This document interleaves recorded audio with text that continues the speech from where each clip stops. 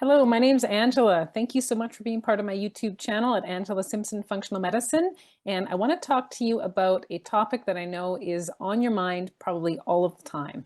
And that is that feeling of sluggishness and having low energy. And you may feel like you are doing all the same things that you might have been doing from a lifestyle perspective in your 20s and your early to mid 30s, yet you're feeling more and more tired by the day. You're feeling sluggish. You're not feeling like you have the energy to get things done at home in your everyday life. You're not feeling like you have the energy to make it through the tasks at work that you should be doing.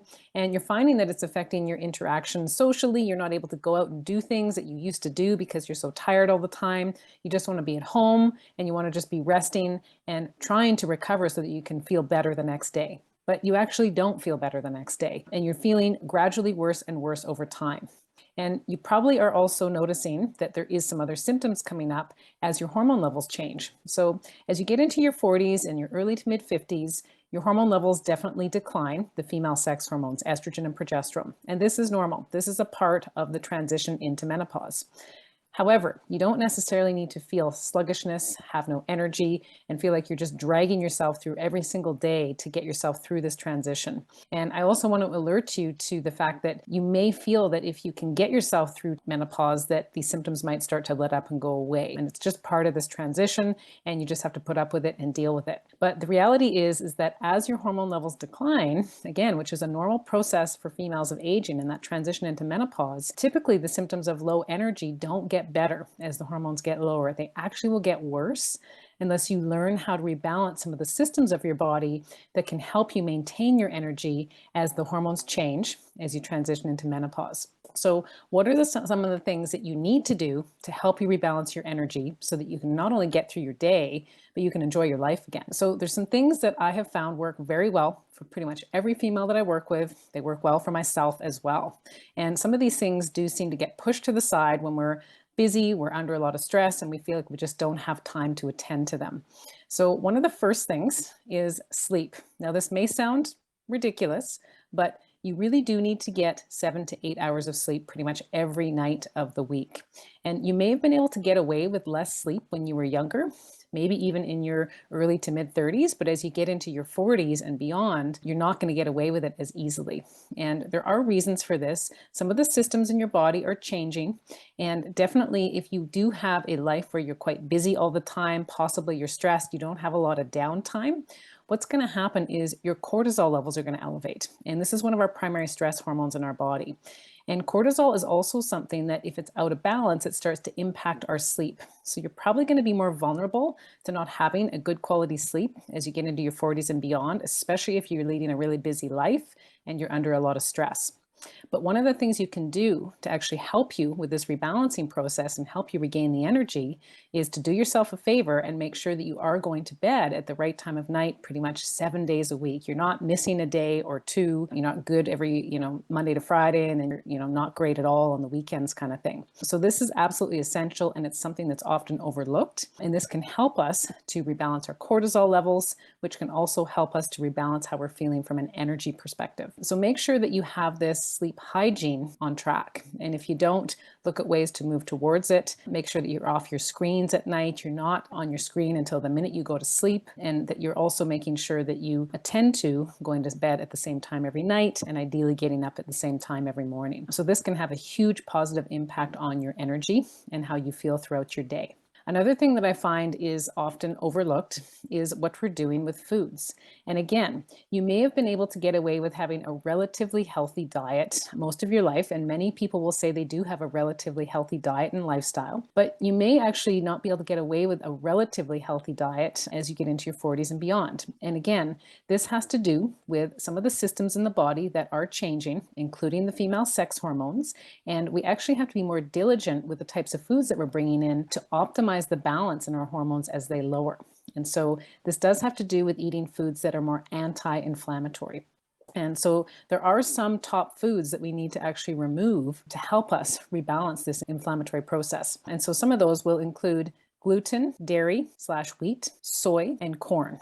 So those are things that are often in our everyday diet, one or more of them, and we're not paying that much attention to it because many of these foods can actually be eaten in a healthy whole food form. So we would deem them relatively healthy. You're not going and eating, a chocolate bar for a snack or for dinner, that kind of thing. You're eating what you would deem healthy whole foods meals. But again, as you get into your 40s, if you're noticing sluggish energy and your hormones are shifting and changing, this is going to happen. These foods actually will probably be part of the factors that are promoting less energy, because they're going to promote more inflammation than they did when your levels were higher and more balanced. So the hormones, what they can do is they can actually mask an imbalance of inflammation that was already there. So you may have gotten away with having a more pro-inflammatory lifestyle from a food perspective in your 20s and 30s, and it's going to be harder for you to get away with it without feeling symptoms in your 40s and your early to mid 50s. The hormones are not going to be at high enough levels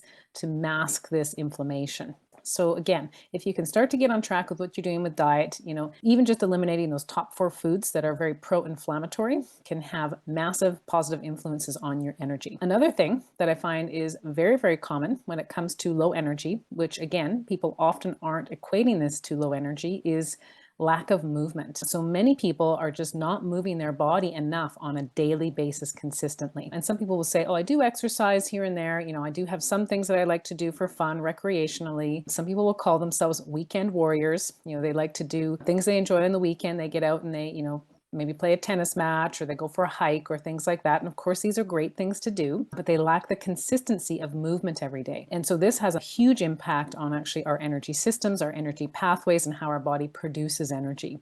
And so if we're not moving enough, we actually cannot get ourselves into a proper energy cycle. And again, unfortunately for us as females, as our female sex hormones lower, this is part of actually what helps us to produce energy. So we won't be able to maintain our energy levels as easily as the hormones lower. So we've got to actually have other systems and other lifestyle strategies in place to help us maintain and improve our energy as the hormone levels lower.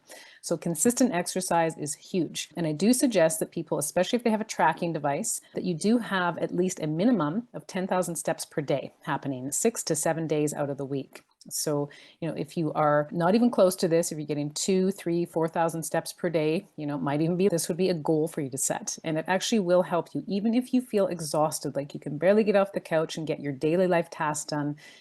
How the heck are you going to get 10,000 steps in? You can build yourself up to it, but what you will find is even if you get out and move your body for 5 to 10 minutes, you will notice that it actually starts to improve your energy the more you start to do it. So these are 3 simple strategies. They're lifestyle strategies that you can put in place. They can all be done fairly quickly. They can be done all on your own. You don't necessarily need guidance and instruction on these things, and you should notice some improvements to your energy. One thing I will point out is if you notice some improvements, great. That's awesome. That's what we're looking for. But if you feel like there's still more room for improvement and you want to actually regain your full energy and maybe feel even more energetic than you have felt in the past, I want to let you know that it is possible. So as we're aging, we actually can improve our energy. We don't have to just assume that it's going to decline as the natural process of aging, especially with females as the hormone levels change. You don't have to just accept that lower energy is going to be part of your life moving forwards. So if you have put some of these strategies in place, but you're still wanting to learn more, how can I improve my energy beyond what I've already achieved, you may want to reach out to me, because there is ways for us to dive deeper and understand the root cause of where that low energy is coming from. It can be related not only to your hormone levels and them changing and some of the lifestyle strategies. There's often more to the story, and we need to do proper lab testing to understand what this is. Often there are imbalances with our nutrition, with how we're absorbing our nutrients. There can be imbalances in our gut, the gut bacteria, the gut microbiome that are strongly influencing our energy. There could even be a buildup of toxins that we just aren't aware of in our body that we need to lab test for, because if this is the case, it can have a strong influence on our energy production and how we feel every day. So this is a deeper dive, and this is something that as a functional medicine practitioner, this is what I do when I work with clients one-on-one and in my programs where we start to address some of these strategies.